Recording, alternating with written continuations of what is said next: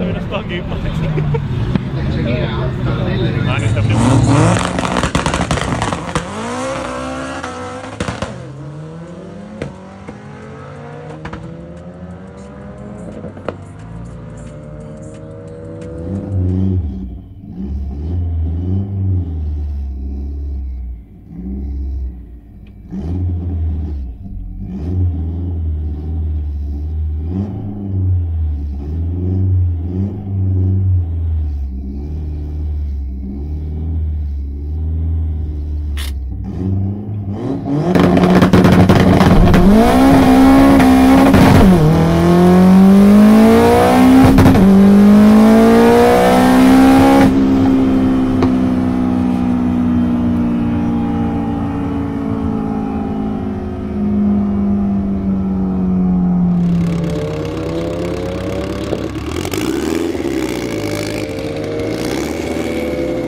Väleda maaneli jälle.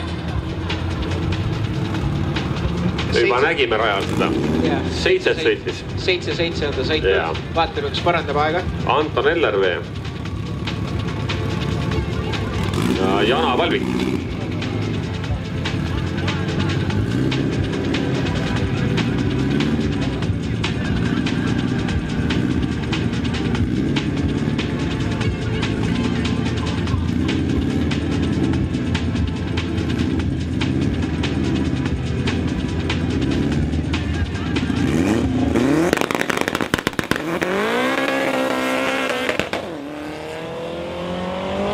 Feet on 1.84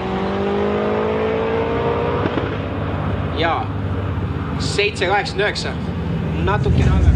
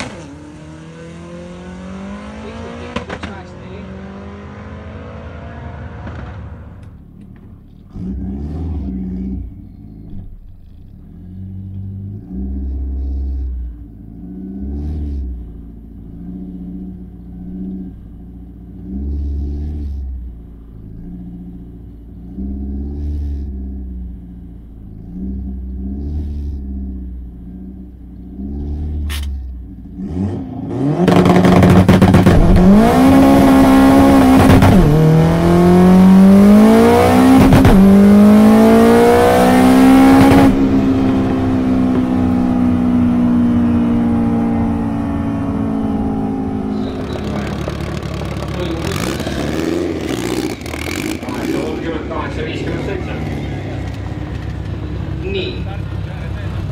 Audio 4. Anton Ellervee. See juba sõitis meil 7-8 just oli. Ja midagi sellist. Ja üks esiviioline Volvo on juurde tulnud.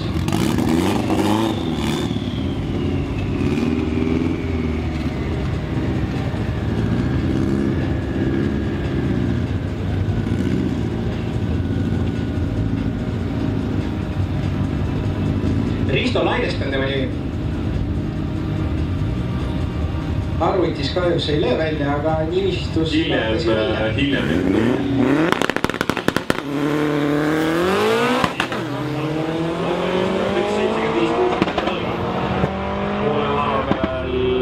tuleb 774. Täitsa nagu superspeedi indeks. Väga ilus start ja kõik sobis. Arvutis kahjuks ei löö välja, aga nimistus... Hiljem.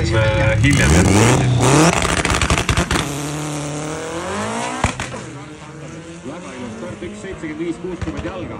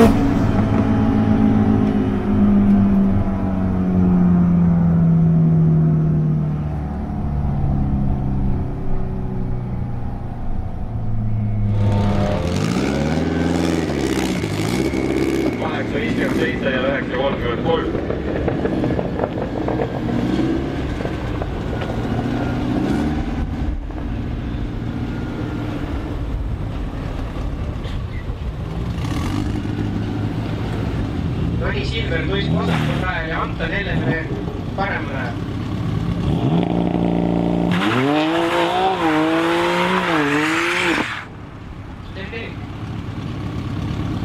Jah, ma arvan, et see 5 ringi meil tuleb siin.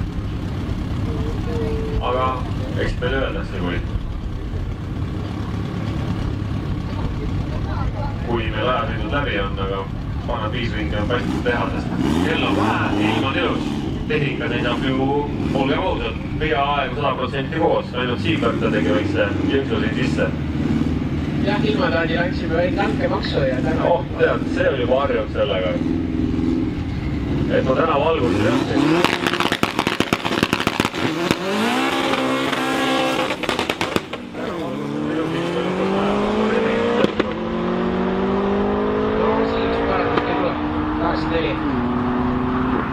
Helguga läks.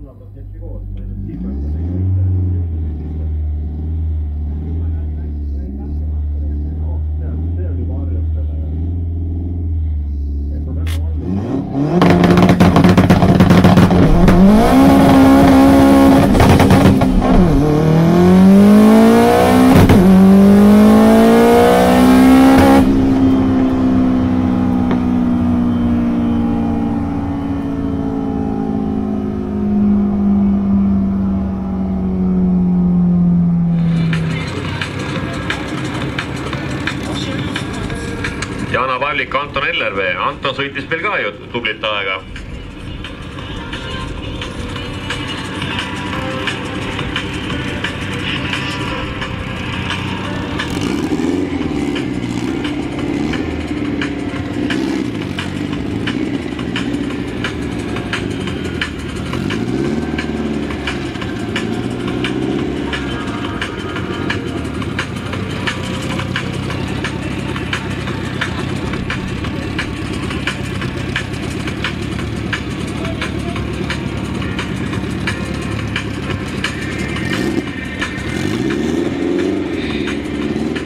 Anton Hellervee paremal rajal ja Jana Palvik vasakul rajal.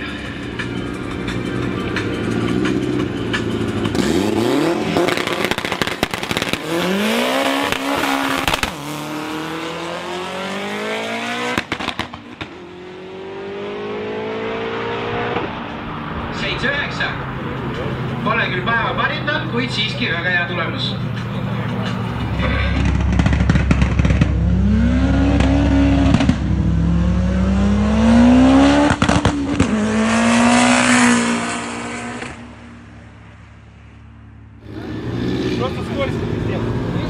Kiirus nagu ka on.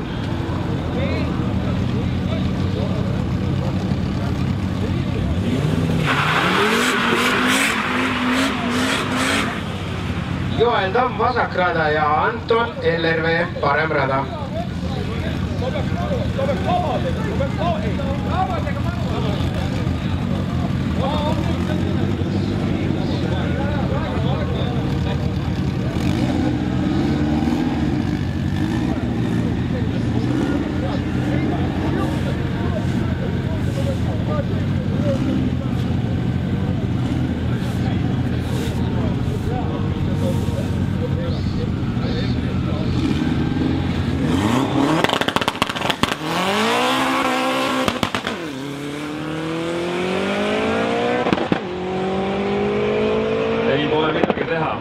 Anton läheb oma teed. 7.79. Päris hea. Pidamisega. Ilus tulemus ja 9 punkti.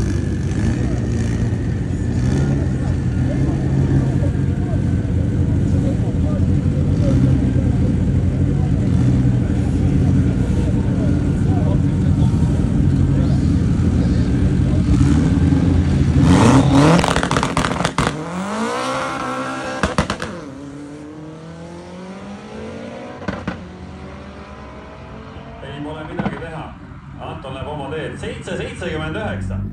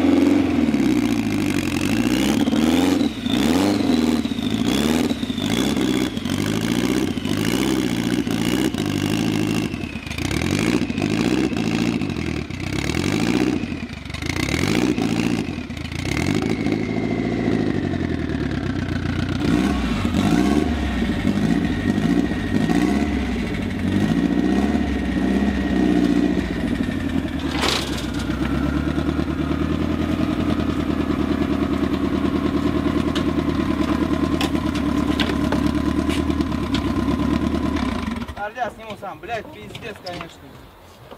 Что тут, блядь, не так, нахуй? Да хуй знает, что-то он хочет, блядь.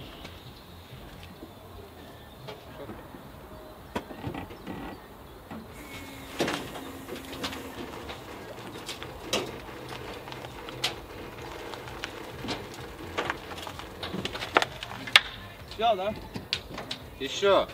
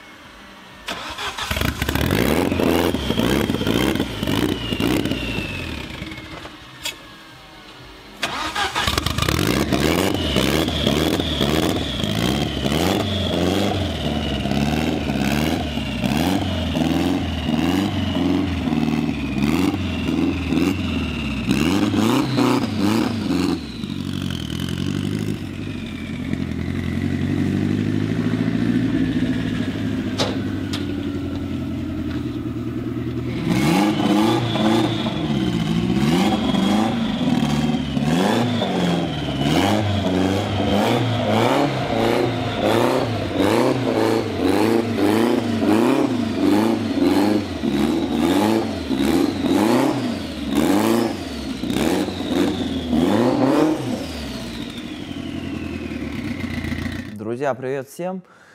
Итак, записываем вам концовку на следующий день после пройденных соревнований.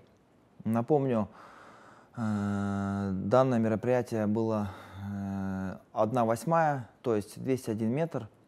Сейчас вам расскажу о результатах, которые были получены, и они будут вам прикреплены в видео. В общем, лучшее время, которое удалось достичь, это было 7,7. 164 километра в час. Но из 6 пройденных заездов мы ни разу не выехали из 4,3 секунды 0-100. То есть среднее время было 4,6, 4,5. И самое лучшее, что получилось сделать, 4,3. То есть был очень сильный провал с первой на второй. Как бы я ни старался пихать быстро передачу, запихивать вторую, да, нет. Нет, и у нас ничего из-за этого не вышло. Но, тем не менее, в прошлом году время было такое же, тоже 7,7, 7,8, но было чуть поменьше скорости. То есть здесь мы вырвали, так скажем, то же самое время просто за счет мощности. Но этим самым у нас было хуже 0,100. Но суть не в этом. В общем, проблема такая, как выяснилось потом, приехали мы после соревнований в гараж и решили померить компрессию. На первый цилиндр 9, второй 6,5 бар, третий 11 и четвертый 12. То есть разброс очень как бы, ну, большой. Ладно, там 11-12 оно типа окей, а ну второй и первый оно как бы не идет в ряд с остальными, поэтому мотор будем вскрывать. На этой неделе точно не знаю, но на следующий так точно. Вопрос остается открытым, пока еще полезем ли в блок или нет. Может, сделаем пару методов таких лик-тестом, посмотреть, что точно в заднице, так скажем, не снимав головы, чтобы уже понимать, что к чему. Но, напоминаю, опять же, на этом моторе было столько сделано лаунчей, замеряли 100-200 не один раз, то есть ему больно было достаточно много. Поэтому, в принципе, это, наверное, закономерно. Но мое предположение заранее такое, мне кажется, что у нас от высоких оборотов просто клапана столкнулись выпускные с поршнями. Вот, ну, мое такое предчувствие. И, соответственно, пропускает у нас компрессию за счет клапанов. Они сидят неровно там в своем посадочном гнезде, так скажем, в седле, точнее, клапаном. Это будет видно тогда, когда уже разберем, и тогда вторая часть конкретно этой проблемы будет в следующем видео. А так могу сказать, что 1/4 мили у нас будет в конце июля. К этому времени мы будем обязательно готовы. Будет сделан ребилд мотора. То есть переживать нечего. Машина у нас в городе уже использоваться больше не будет. Решение так принял, в принципе, за последние 2 недели, наверное. Я просто понял, что это все абсолютно без кататься по городу. Дорога в гараж плохая. С таким выхлопом по городу ездить тоже глупо, это будет останавливать полиция. Техосмотр тоже так не пройдешь, что-то вешать потом, чтобы пройти техосмотр, весь выхлоп, оно того не стоит. То есть машина у нас отправляется конкретно, так скажем, в драг для достижения результата, и все. И потом будет еще сделан такой полукаркас там, чтобы пойти в серьезный класс. Потихоньку будем двигаться в том направлении, чтобы машина была полностью допустима до соревнований в серьезном классе с сеткой. Вот такая вот у нас цель. Будем пробивать серьезные секунды на ней, поэтому следите, будет интересно, подписывайтесь, делитесь. А тогда увидимся в следующем видосе. И будем вскрывать мотор, так скажем, вместе, и все увидите, какие узлы пострадали больше всего, какие нет. Мне самому это интересно посмотреть. Хорошо, что никакой клапан не вылетел, не улетел в дорогую турбину. И лучше так вскрыть самому, чем вскрывать мотор тогда, когда он уже полностью лег. Напоминаю, что машина заехала на трейлер сама на соревнования, отгасили на ней, и точно так же выехала сама с трейлера, заехали в гараж, то есть просто компрессия не в допуске, так скажем, и стало немножко дымить. Итак, вот все, не буду томить. На сегодня все. Увидимся в следующем видео. Всех обнял. Всем пока.